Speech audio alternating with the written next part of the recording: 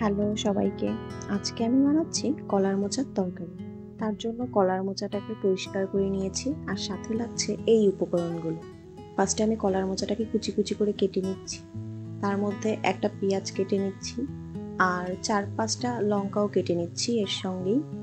তারপর একটা আলুকে কেটে সেটাকে পরিষ্কার করে কিছুটা লবণ, হলুদ আর তেল দিয়ে মেখে সেটাকে আমি ভালো করে ভেজে নিচ্ছি।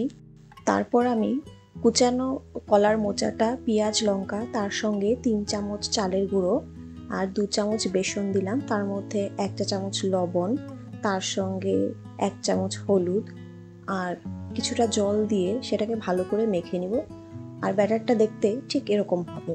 তারপর একটা কড়াই বসিয়ে কড়াইটা গরম হলে তার মধ্যে বেশ অনেকটা তেল দিয়ে দিব। তার মধ্যে একে একে সব বড়াগুলো ভেজে নিব। বড়াগুলো ভাজার পর দেখতে ঠিক এরকম হবে।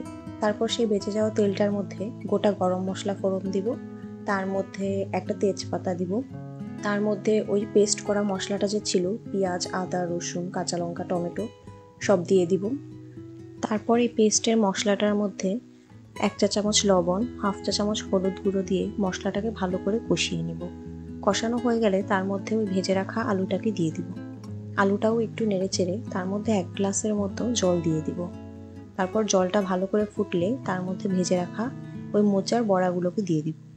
তারপর এটাকে হালকা একটু নাড়াচাড়া করে তার উপর 1/2 চা চামচের মতো জিরের গুঁড়ো আর 1 চা চামচের মতো গরম মশলার গুঁড়ো দিয়ে হালকাভাবে নাড়িয়ে চাড়িয়ে কলার মোচার তরকারিটাকে নামিয়ে নেব। রান্নার পর দেখতে ঠিক এরকম হবে। আপনাদের যদি আমার ভিডিওটি পছন্দ হয় তাহলে অবশ্যই লাইক দিয়ে দিবেন।